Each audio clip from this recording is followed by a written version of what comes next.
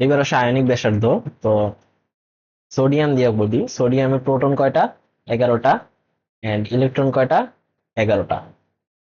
And sodium প্লাসের মধ্যে proton কয়টা? 11টা। ইলেকট্রন কয়টা? 10টা। তো অবভিয়াসলি সোডিয়ামের যে প্রোটনের ইলেকট্রন সংখ্যা সমান, কিন্তু এখানে প্রোটন সংখ্যা বেশি। অর্থাৎ আমার সোডিয়াম প্লাসে নিউক্লিয়াস ইলেকট্রন গুলাকে বেশি আকর্ষণ করবে, অর্থাৎ নিউক্লিয়াসের আকার আমার পরমাণুর আকার ছোট হয়ে যাবে। তো সোডিয়াম থেকে সোডিয়াম প্লাসের আকার বেশি। তো একইভাবে সোডিয়াম থেকে সোডিয়াম প্লাসের আকার বেশি, ক্যালসিয়াম থেকে ক্যালসিয়াম 2 প্লাসের আকার বেশি।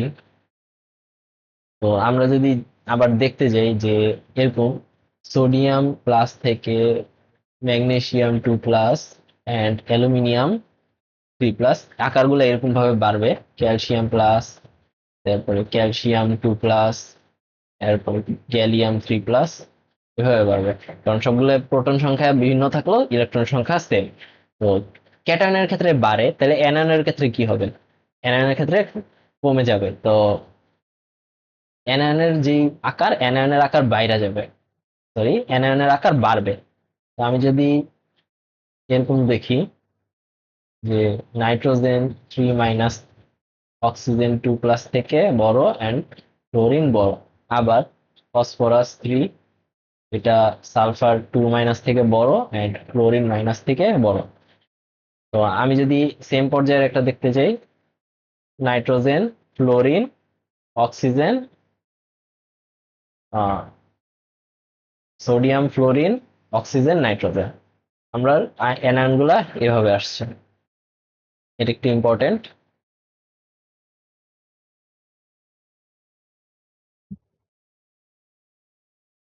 ওকে, তো আমি আসলে এবার নেক্সটে যাই। নেক্সটে হচ্ছে আমার আয়োনাইজেশন পটেনশিয়াল। তো আয়োনাইজেশন পটেনশিয়াল কি? আয়োনাইজেশন পটেনশিয়াল হচ্ছে গ্যাসিয়াস অবস্থায় কোন এক মোল পরমাণু থেকে গ্যাসিয়াস অবস্থায় কোন একটা 1 মোল হচ্ছে গিয়ে পরমাণু আছে, এখান থেকে আমি যদি 1 মোল ইলেকট্রন সরাইতে যাই, 1 মোল ইলেকট্রন সরাইয়া যদি আমরা গ্যাসিয়াস অবস্থায় 1 মোল ধনাত্মক আয়ন পাই, তাহলে যে শক্তির শোষণ হবে, এখানে যে শক্তির শোষণ হবে শোষণ হবে সেটাই কি? Ionization potential. তো সক্রিয় ধাতুর ক্ষেত্রে সক্রিয় ধাতুর ক্ষেত্রে শক্তির শোষণ কম হবে, কারণ সক্রিয় ধাতু তো এমনি সক্রিয়, এটা এমনি এমনি হয়ে যাবে। তো শক্তি কম শোষিত হবে। তো আইপিও কম হবে, আয়নাইজেশন পটেনশিয়াল কম।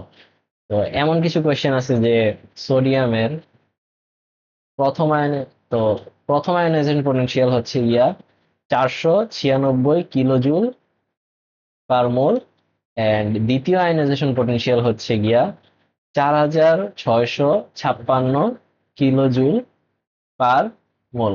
কেন এরকম হয় হচ্ছে প্রথম ক্ষেত্রে যখন সোডিয়ামের আয়নাইজেশন পটেনশিয়াল মানে একটা 1 মোল ইলেকট্রন চলে যায়, তখন আমাদের সোডিয়ামের যখন ইলেকট্রন বিন্যাস হয়, তখন সেই ইলেকট্রন বিন্যাসটা অনেক স্থিতিশীল একটা ইলেকট্রন বিন্যাস।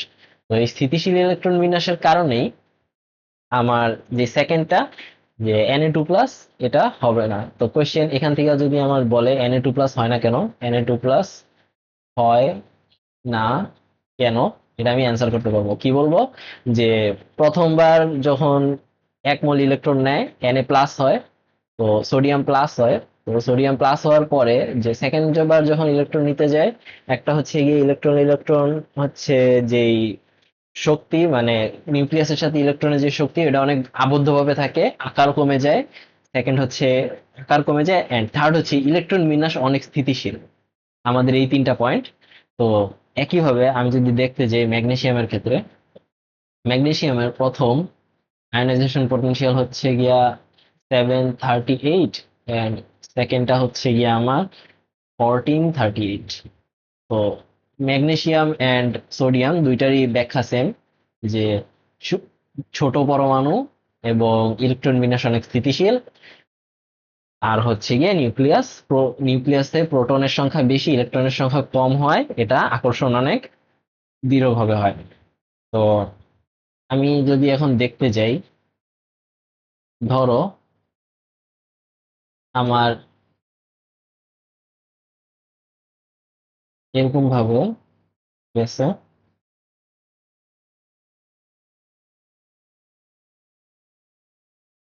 তো এইখানে এটা আমার এই যে এই অংশটা ম্যাগনেসিয়াম এন্ড সোডিয়াম, এটা একটু ছোট করে দেওয়া লাগবে আমার। এটা আমি একটু ছোট করে এই সাইডে আনি।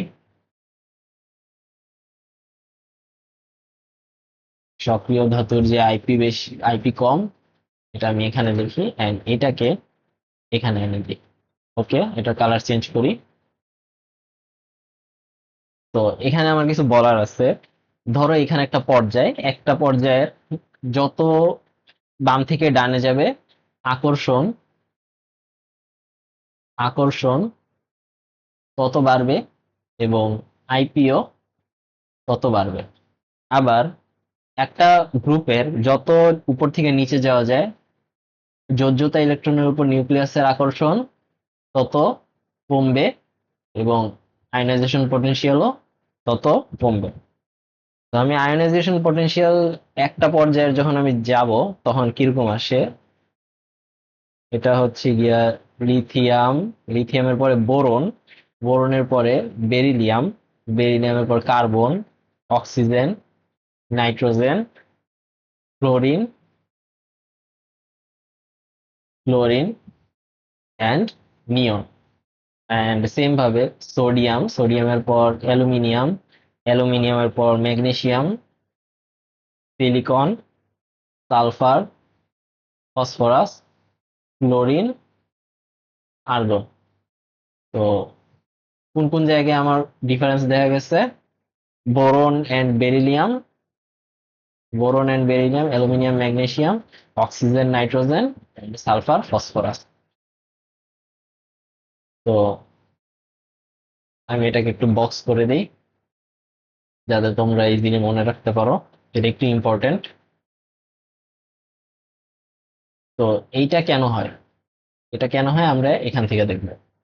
তো আমার যে হাইড্রোজেন হিলিয়াম নিয়ে আমি দেখবো না, এখানে আমি বলি লিথিয়ামের পর বেরিলিয়াম এন্ড বোরন নিয়ে একটা ঝামেলা। বেরিলিয়ামের ইলেকট্রন বিন্যাস হচ্ছে 2s2 এন্ড এটা হচ্ছে 2p1। তো 2s2 2p1, 2s2 2p1 এর থেকে বেশি স্থিতিশীল, তাই এখান থেকে যে ইলেকট্রন সরাইতে বেশি শক্তি লাগে, তাই উম, এখানে আইপিও বেশি। অ্যাগেইন 2p3 এন্ড এটা হচ্ছে 2p4। সবগুলারই সেম ব্যাখ্যা। ম্যাগনেসিয়ামেরও স্থিতিশীল বেশি অ্যালুমিনিয়ামের থেকে, 3p1। ফসফরাসের 3p3, সালফারের 3p4 অ্যান্ড এখানেই শেষ। অ্যান্ড এই জায়গায় তোমরা খেয়াল করে দেখবা, এখানে হিলিয়ামের থেকে নিয়নের আইপি কম, নিয়ন থেকে আর্গনের কম। আবার লিথিয়াম থেকে আমার সোডিয়ামের বেশি, সোডিয়াম থেকে পটাশিয়ামের বেশি। আস্তে আস্তে ব্যালেন্সের দিকে যাবে। থার্ডলি আমাদের থাকতেছে ইলেকট্রন অ্যাফিনিটি। তো ইলেকট্রন অ্যাফিনিটি কি, এটা আয়নাইজেশন পোটেনশিয়াল অনেকটা উল্টা ভাবেই। তো এটা হচ্ছে গিয়া গ্যাসিয়াস অবস্থায় ইলেকট্রন, এক মোল ইলেকট্রন যোগ করে যদি এক মোল ঋণাত্মক আয়ন তৈরি করতে যে পরিমাণ শক্তি আমার নির্গত হয়, সেটাই হচ্ছে গিয়া আমার ইলেকট্রন অ্যাফিনিটি। তো এই যে এটাকেই আমরা বলবো ইলেকট্রন অ্যাফিনিটি। ইলেকট্রন অ্যাফিনিটি এটা হচ্ছে নির্গত শক্তি, নির্গত নির্গত শক্তি। এই নির্গত শক্তিকেই আমরা ইলেকট্রন অ্যাফিনিটি বলবো। তো আরো অনেক ধরনের, ফ্লোরিনেরও একটা ইলেকট্রন অ্যাফিনিটি আছে। তো fluorine gas plus electron, fluorine negative gas, এটাও গ্যাসিয়াস অবস্থায়। তো এটার যেই ডেল এইচ অথবা ইলেকট্রোনেগেটিভ ইলেকট্রন অ্যাফিনিটি, সেটা কত হবে? -324 কিলোজুল পার মোল, কিলোজুল পার মোল। তো অক্সিজেনের আমি ইলেকট্রন অ্যাফিনিটি দেখতে চাই। অক্সিজেনের electron affinity, first electron affinity হবে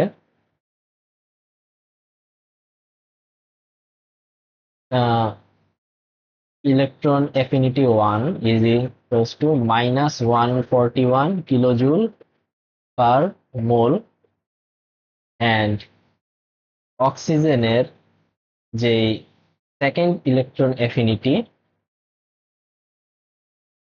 সেটা হচ্ছে গিয়া EA2, এটা হচ্ছে গিয়া প্লাস 798 কিলোজুল পার মোল।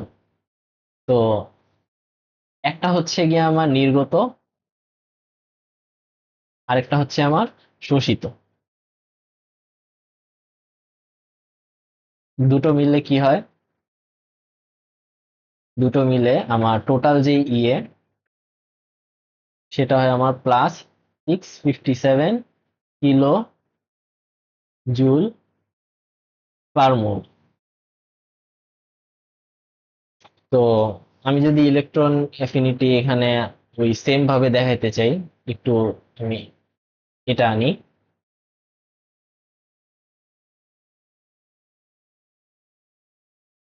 এখান থেকে যদি আমি দেখাতে চাই, আমি এই অংশটাকে আগে একটু ছোট করতে হবে, আমার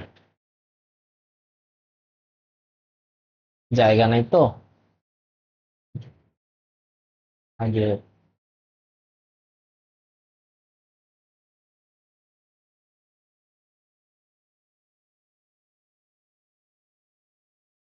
এখানে দেন অক্সিজেনেরটা,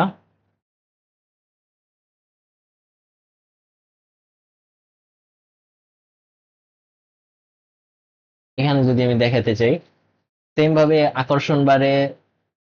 তো এখানে আমি যদি ইলেকট্রন অ্যাফিনিটি দেখাতে যাই, আমার এখানে ইলেকট্রন অ্যাফিনিটি বাড়ে এন্ড এখানেও ইলেকট্রন অ্যাফিনিটি কমে, সেম কারণ।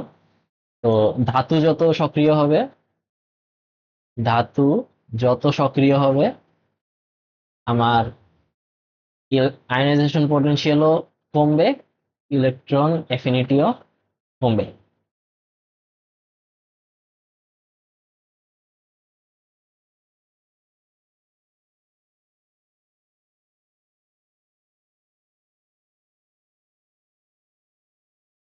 ওকে, তো একটা জিনিস খেয়াল করো, ক্লোরিন, ক্লোরিন, ব্রোমিন, আয়োডিন এরকম কেন হয়? মানে ফ্লোরিনের ইলেকট্রন অ্যাফিনিটি সবচেয়ে বেশি কেন? আমার তো ফ্লোরিনের সবচেয়ে বেশি হওয়া দরকার ছিল। এটার মূল কারণ হচ্ছে গিয়া ফ্লোরিনে হাই ইলেকট্রন ডেনসিটি থাকে। তো এত ইলেকট্রন ডেনসিটি থাকার কারণে আমার ফ্লোরিন হচ্ছে গিয়া ইলেকট্রন নিতে চায় না, আমার ফ্লোরিন আর ইলেকট্রন নিতে চায় না। তাই হচ্ছে আমার ক্লোরিন ইজিলি ইলেকট্রন নিতে পারে। এজন্য হচ্ছে আমার হাই ইলেকট্রন ডেনসিটি কেন থাকে?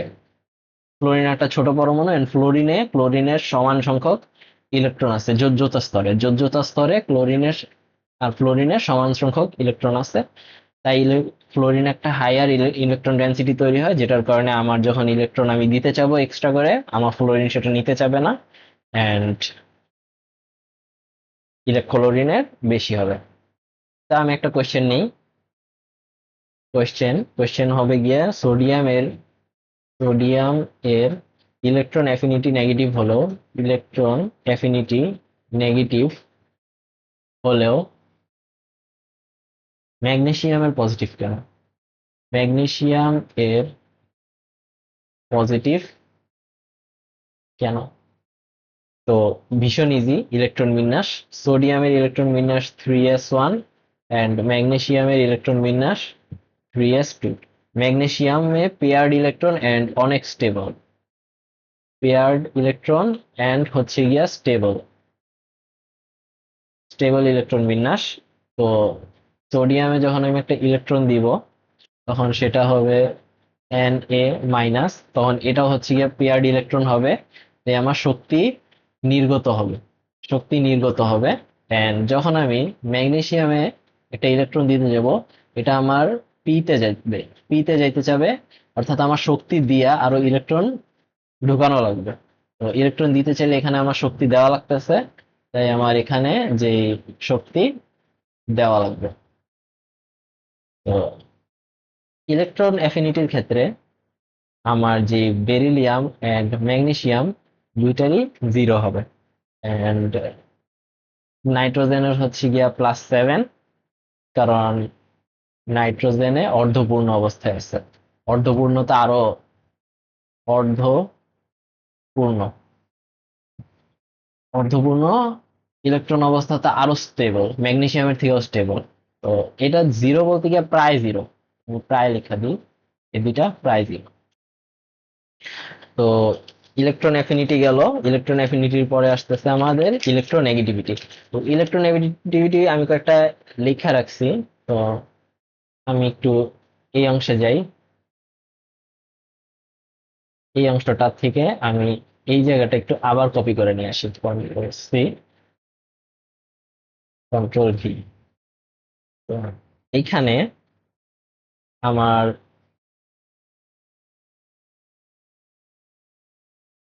এখানে আমার ইলেকট্রোনেগেটিভিটি বাড়বে, বাম দিকের মূল, এন্ড এই জায়গায় আমার ইলেকট্রোনেগেটিভিটি কমবে। সেম লজিক, কোনো ডিফারেন্স নেই। তো আমি ইলেকট্রোনেগেটিভিটি গুলো লিখি।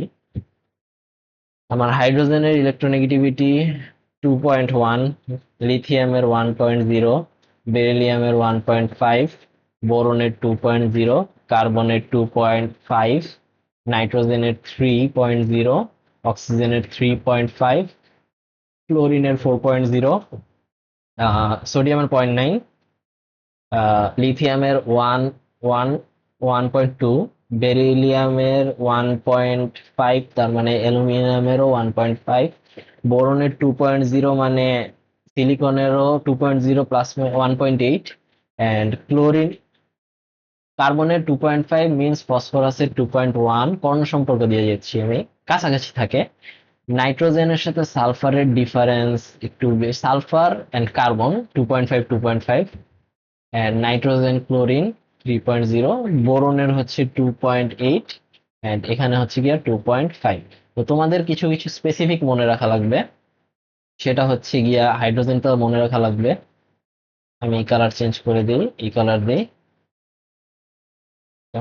হাইড্রোজেন মনে রাখা লাগবে, কার্বন মনে রাখা লাগবে, তারপর নাইট্রোজেন মনে রাখা লাগবে, অক্সিজেন মনে রাখা লাগবে। যেগুলো মনে রাখা লাগবে আমি এগুলো লিখে দিচ্ছি, মানে দিয়ে দিচ্ছি। ক্লোরিন তো অবভিয়াসলি মনে রাখা লাগবে, ক্লোরিন এন্ড ক্লোরিন, কোনো কথা নেই। এন্ড সালফার ইম্পর্টেন্ট, ফসফরাসও ইম্পর্টেন্ট, একটা প্রশ্ন এসে পড়তে পারে।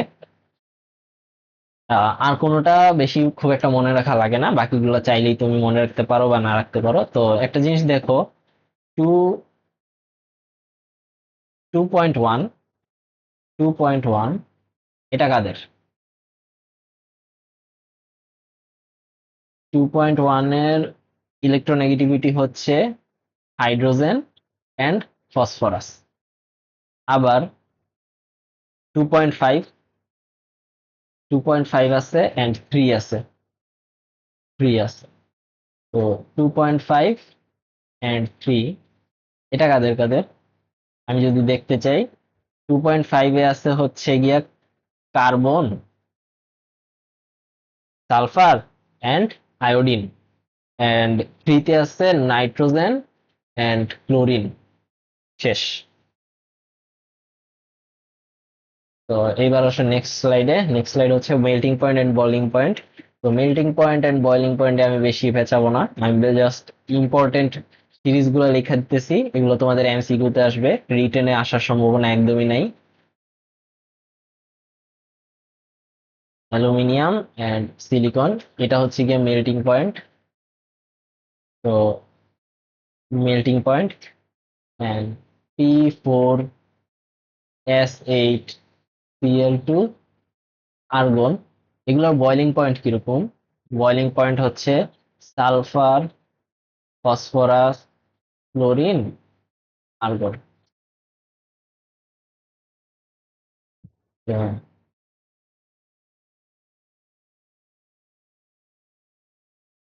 এই ওকে। তো মেল্টিং পয়েন্ট, বয়লিং পয়েন্ট এর থেকে বেশি আমাদের এই দুইটা বেশি দিবে না, এই দুইটা ইম্পর্টেন্ট। তো মৌলের অক্সাইড ধর্ম, মৌলের অক্সাইড ধর্মে কি কি ধর্ম আছে? অম্ল আর ক্ষার আছে। এই দুইটাই ইম্পর্টেন্ট, অম্ল ধর্ম ক্ষার ধর্ম, বাকিগুলা পড়া লাগে না। তো অম্ল ধর্ম ক্ষার ধর্মে আমি দেখাইতেছি অক্সাইডের সাথে তুমি যখন পানি দিবা তখন অ্যাসিড আসলে অর অর অক্সাইডের সাথে যদি তুমি বেস দাও, তখন যদি আমার সল্ট প্লাস ওয়াটার আসে, তখন এটা কি হবে? তখন এটা হবে অ্যাসিডিক। একইভাবে অক্সাইডের সাথে যখন তুমি পানি দিবা, তখন যদি বেজ আসে এন্ড অথবা অক্সাইডের সাথে যখন তুমি অ্যাসিড দিবা, তো সেম মানে ভাইস ভার্সা আর কি, আর লিখলাম না আমি।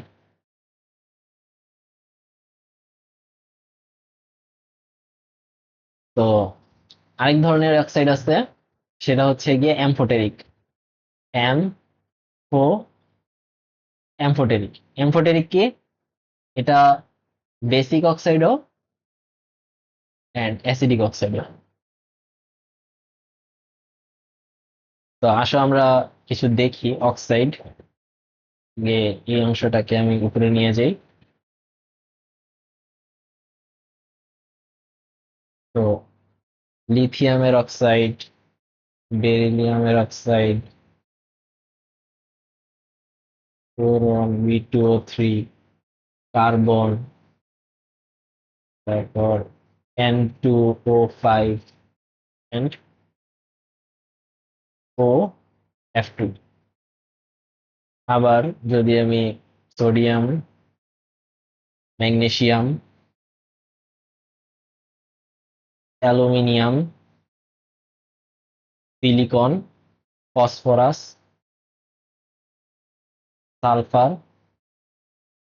এন্ড ক্লোরিন, তো এগুলোর মধ্যে আমি যদি ডিভাইড করতে যাই, তাহলে আমার আসতেছে কর্ণ সম্পর্ক দিয়া যদি আমি বের করি, এখানে এগুলো হচ্ছে কি আমার বেসিক অক্সাইড, এগুলো হচ্ছে আমার অ্যামফোটেরিক অক্সাইড এন্ড এগুলো হচ্ছে আমার অ্যাসিডিক অক্সাইড।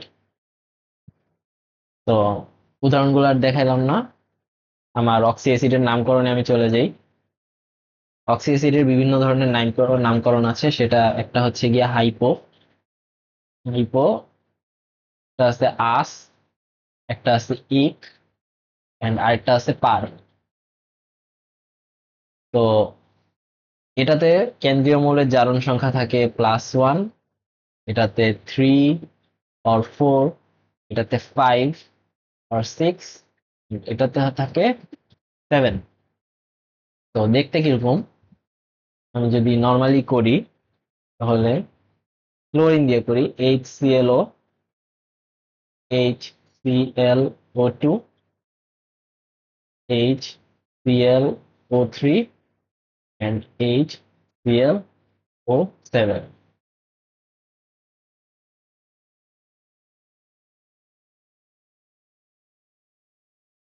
তো একটু নিচে আনি আমি এটা, যাতে তোমরা বুঝতে পারো।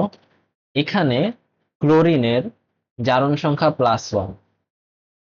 তো জারণ সংখ্যা যখন ক্লোরিনের +1 হবে, এটাকে আমরা বলবো হাইপোক্লোরাস অ্যাসিড। এটাকে আমরা বলবো হাইপো হাইপোক্লোরাস অ্যাসিড,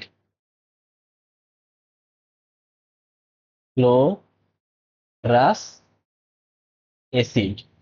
এন্ড এটাকে আমরা এখানে কত? ক্লোরিনের +3। তো এটাকে আমরা কি বলবো? এটাকে আমরা জাস্ট বলবো ক্লোরাস অ্যাসিড। এটাকে আমরা ক্লোরাস অ্যাসিড, ক্লোরাস অ্যাসিড। একইভাবে HClO3, এটা হচ্ছে +5, এটা আমাদের হবে ক্লোরিক অ্যাসিড, ক্লোরিক অ্যাসিড। এখানে যেহেতু +7, এটা হবে আমাদের পারক্লোরিক অ্যাসিড, পারক্লোরিক অ্যাসিড। তো একইভাবে ক্লোরিন গেল, আমরা যদি ব্রোমিন করতে চাই, BrO, এটা হবে হাইপোব্রোমাস অ্যাসিড। দেন HbRO2, এটা হবে আমাদের ব্রোমাস অ্যাসিড। HbRO3, এটা হবে bromic acid. And HbRO7, perbromic acid. একইভাবে আমরা যদি সালফার করতে চাই, সালফারের +1 হয় না, আমাদের just sulphurous acid, then sulphuric acid, and per sulphuric acid, এরকম। এটা নাই। নাইট্রোজেনের ক্ষেত্রে HNO2, nitrous acid and nitric acid. এই বাকি দুইটা নাই। তো আমি এই অংশটাকে যদি একটু ছোট করে দেই, ওকে, এগেইন আমার থাকতেছে হচ্ছে গিয়া hypophosphorous acid, then phosphorous acid, and আরেকটা থাকতেছে ফসফরিক অ্যাসিড। এটা নাই, হাইপোফসফরিক অ্যাসিড বলতে কোনো অ্যাসিড নাই।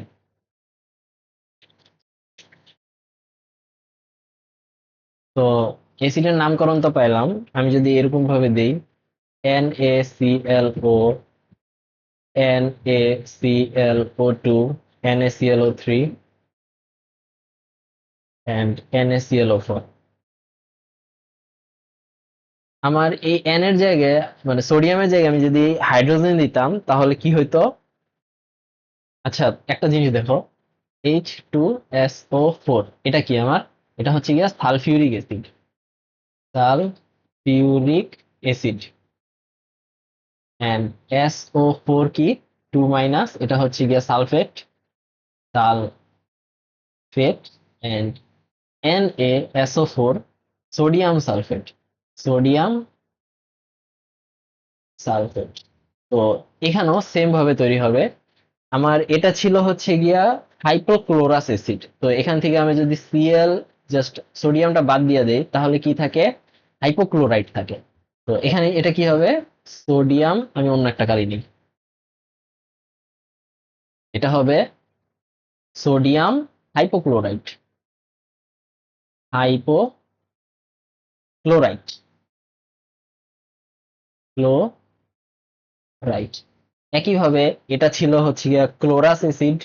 তো ক্লোরাইট, সোডিয়াম ক্লোরাইট, এটা হবে সোডিয়াম ক্লোরাইট, ক্লোরাইড না কিন্তু ক্লোরাইট। এন্ড এটা হবে সোডিয়াম ক্লোরেট, ক্লোরেট। এন্ড এটা হবে সোডিয়াম পারক্লোরেট, সোডিয়াম পারক্লোরেট। ও, আসো আমরা যদি এখন দেখতে যাই যে পারক্লোরিক অ্যাসিড তো আমরা পাইছিলাম HClO4, এন্ড পার সালফিউরিক অ্যাসিডও পাইছিলাম H2O8, পার সালফিউরিক অ্যাসিড। আর কি কি বাকি আছে আমাদের? আমাদের আছে অর্থ প্যারামেটা বাকি। তো একটা আছে অর্থ প্যারা মেটা, মেটা এন্ড পাইরো, অর্থ মেটা এন্ড পাইরো, অর্থ মেটা পাইরো। তো আমাদের যদি ক্লোরিক অ্যাসিড থেকে বা যদি কোনো ইক অ্যাসিড থাকে, ওইটাকেই আমরা বলবো অর্থ, অর্থ অ্যাসিড। এন্ড যদি ক্লোরিক অ্যাসিড থেকে আমার এক অণু পানি সরে যায়, তাহলে সেটাকে আমরা বলবো মেটা ক্লোরিক অ্যাসিড। এন্ড 2 অণু ক্লোরিক অ্যাসিড থেকে যদি এক অণু পানি সরে যায়, তাহলে সেটাকে আমরা বলবো পাইরোক্লোরিক অ্যাসিড। বা ফসফরাসেই দেখি আমি, H3PO4, এটাকে আমরা বলবো অর্থ ফসফরিক অ্যাসিড, অর্থ ফসফরিক অ্যাসিড। এন্ড H3PO4 থেকে আমি যদি H2O কাইরা নেই বা নিয়ে নিই, HPO3 থাকে, এটাকে বলবো আমরা মেটা ফসফরিক অ্যাসিড। এন্ড 2 অণু H6P2O8 থেকে যদি আমি 1 অণু পানি নিয়ে যাই তাহলে কত থাকে? আহ H3 তো উম তখন থাকে হচ্ছে গিয়া H4P2O7। এটা থাকবে আমার পাইরো ফসফরিক অ্যাসিড। তো এখানেই হচ্ছে আমরা ক্লাস শেষ করতে চাচ্ছি। ও, তোমাদের একটা জিনিস দেখানো হয়নি, সেটা হচ্ছে জটিল যৌগের দ্রাব্যতা। এটা আমি শেষের দিকটি দেখাই দিই, আমি এটা পড়ানো ভুলা গেছিলাম। জটিল যৌগের দ্রাব্যতা, এটা জটিল যৌগের মধ্যেই পড়ে। তো ধরো হচ্ছে গিয়া আমার এরকম একটা পাত্র আছে,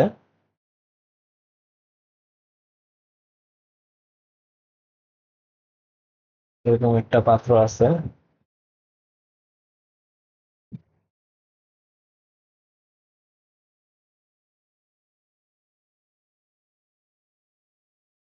এই যে এই পাত্রটা আছে আমার কাছে এরকম। তো পাত্রের মধ্যে আমি ফার্স্টে এজিসিএল গোলাইছি, তারপর সেটার মধ্যে অ্যামোনিয়া দিছি। তখন আমার যদি অ্যামোনিয়া থাকে, NH3 থাকলে থাকলে silver silver chloride silver chloride হচ্ছে গিয়া আমার এমনি দ্রাব্যতা কম, স্বল্প দ্রাব্য হচ্ছে গিয়া লবণ সিলভার ক্লোরাইড। তো এটার দ্রাব্যতা তখন ড্রামাটিক্যালি বাড়ে, দ্রাব্যতা বা অনেক বাড়ে, ড্রামাটিক্যালি বাড়ে বাড়ে। কেন বাড়ে? আমার যখন সিলভার আয়ন এর সাথে 2 অণু অ্যামোনিয়া যোগ করা হয় তখন সেটা একটা জটিল যৌগ গঠন করে, ডাইঅ্যামিন সিলভার 2+ আয়ন। তো এই সিলভার 2+ আয়নটা আমার এভাবে থাকে, এরকম একটা লবণ থাকে আমার, যেটা পানিতে দ্রবণীয় লবণ। এই লবণটা পানিতে দ্রবণীয়, তাই এটার কেএসপিও বেশি।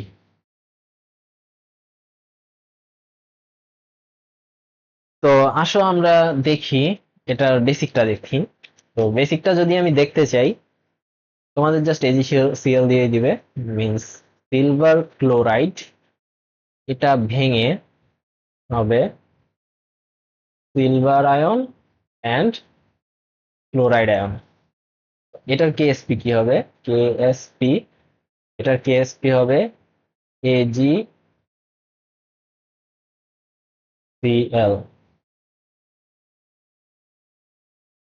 এগেইন, এখন যদি আমি সিলভার আয়নের সাথে অ্যামোনিয়া যোগ করি তখন এটা হবে AgNH3 2+।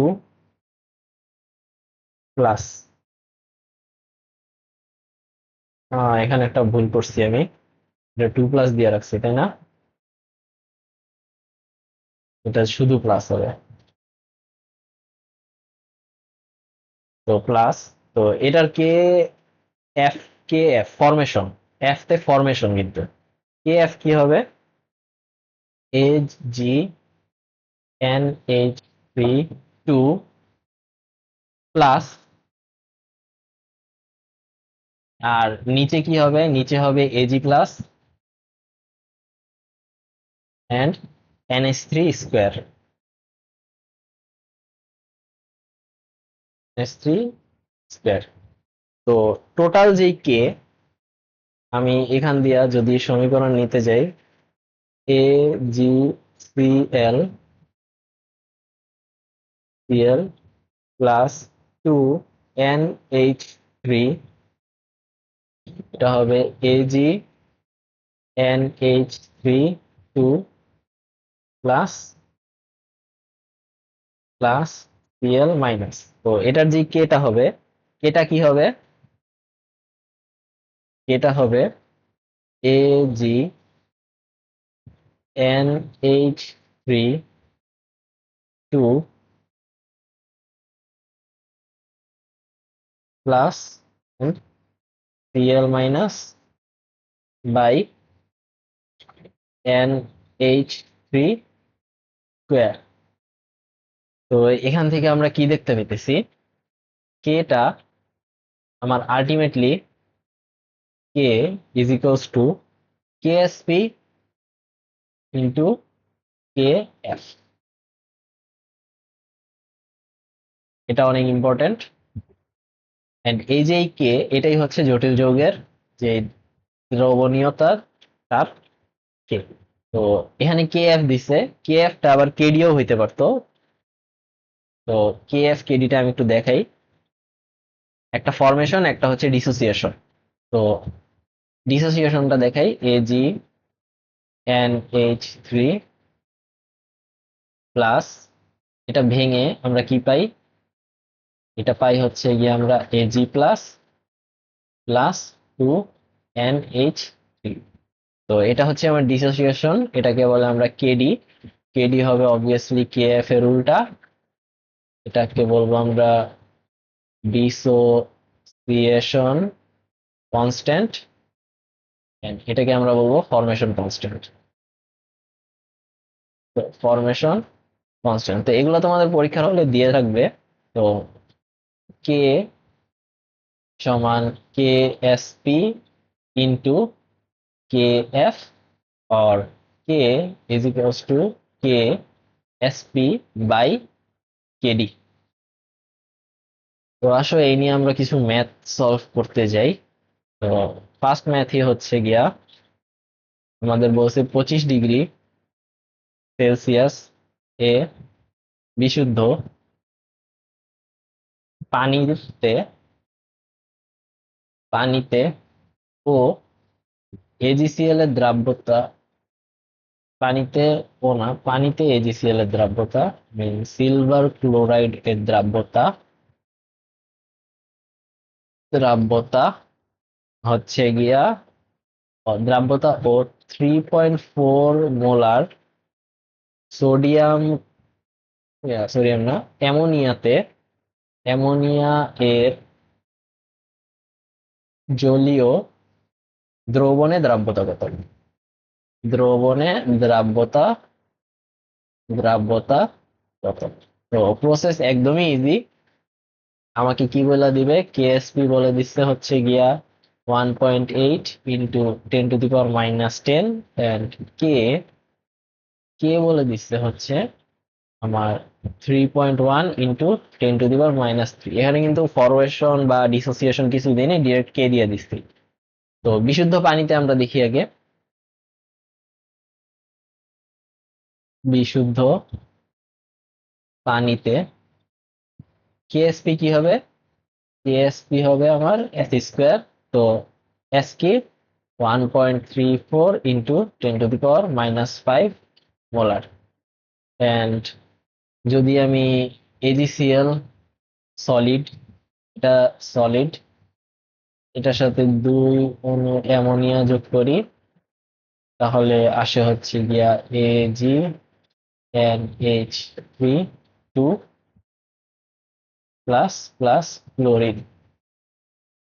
তো এখানে ইকুইলিব্রিয়াম পর্যায়ে যতটুকু ছিল এজিসিএল ততটুকু চলে যাবে, 3.4 থেকে 2s যাবে, এন্ড এস, তো কে থেকে কি থাকতেছে, কে থাকতেছে হচ্ছে গিয়ে S square by 3.4 minus 2s, 3.4 minus 2s whole square. তো এখান থেকে আমরা এস এর মান কি পাবো, এস এর মান পাবো 0.17 মোলার। অনেক বেড়ে গেছে তাই না, 0.17 অনেক বড় একটা মান। সেম ভাবে আমি যদি আরেকটা কোয়েশ্চেন করতে যাই, এরকম ধরো যে কপার হাইড্রোক্সাইড CuOH2 এর KSP, KSP 1.6 into 10 to the power minus 19, and copper hydroxide এর 1 লিটার সম্পৃক্ত দ্রবণে 1 মোল অ্যামোনিয়া যোগ করা হলো দ্রবণে দ্রবীভূত কপার প্লাস আয়ন কত? তো এখানে আমার যেহেতু ফরমেশন কনস্ট্যান্ট কি দিচ্ছে 4.8 ইন্টু 10 টু দি পাওয়ার 12, এটা হচ্ছে আমার ফরমেশন কনস্ট্যান্ট। তো ফরমেশন কনস্ট্যান্ট দেওয়া আছে, আমি আশা করি কপার 2 প্লাস প্লাস 4NH3, এটা হবে CuNH3 4 2 প্লাস। তো আমার কতটুকু ছিল, KSP আছে তাই না? এখানে আমার KSP হচ্ছে 4S3। তো এখান থেকে আমার S এর মান আসতেছে, S এর মান যেটা আমার কপার 2 প্লাস এর মানও সেটাই হবে। এটার মান কত আসতেছে? এটার মান আসতেছে 3.42 into 10 to the power minus 7। তো 3.42 into 10 to the power minus 7, এটা আছে 1 মোল, এটা আছে 0 মোল। এটা হচ্ছে গিয়ে কি 0 টাইম সেকেন্ডে। এন্ড আমি যদি ইকুইলিব্রিয়াম করতে চাই, ইকিউএল ইকুইলিব্রিয়ামে আমার এই অংশটা হয়ে যাবে 0, এটা থাকবে আমার 1 minus 4 into 3.42 into 10 to the power minus 7, and এটা থাকতেছে 3.42 into 10 to the power minus 7। তো আমার আবার এই যে কপার, এটা ভাঙবে। তো CuNH3 4 2 প্লাস, এটা ভেঙে আমার আবার কপার 2 প্লাস হবে এন্ড 4NH3 হবে। তো এটা তো আছে 3.42 into 10 to the power minus 7, 0 সেকেন্ডে, মানে নতুন বিক্রিয়ায় আবার যখন ইকুইলিব্রিয়াম আসবে 3.42 into 10 to the power minus 7 minus x পরিমাণ ভাঙবে। এটা এই দুইটাই 0 ছিল, এটা এক্স থাকবে, এটা 0 না, আমার এটা ছিল হচ্ছে গিয়ে 0.999 সামথিং ছিল, কারণ এখান থেকে অনেক কম গেছে। এই পরিমাণটা আমি লিখবো, এখানে যে এই পরিমাণটাই এখানে লিখবো। তো আমি 999 লিখছি। তো এটা থাকবে 0.999 প্লাস এক্স। তো এটা কি আমার কেডি না? এটা আমার ডিসোসিয়েট হয়েছে, এটা আমার কেডি। আমার কেডি ফরমেশন থেকে বিপরীত, সেটা কি X into 0.999 plus X whole to the power 4 by 3.42 into 10 to the power minus 7 minus X. তো এখান থেকে আমি যদি এক্স বের করি, এক্স আসে হচ্ছে গিয়ে 7.125 into 10 to the power minus 20 molar, অনেক কমে যাচ্ছে। এটাই আমার ফাইনাল অ্যান্সার। তো আজকে মতো এখানেই শেষ। তোমাদের পিরিয়ডিক প্রপার্টিস এর পুরা সব ক্লাস শেষ। তো আল্লাহ হাফেজ, রাখতেছি।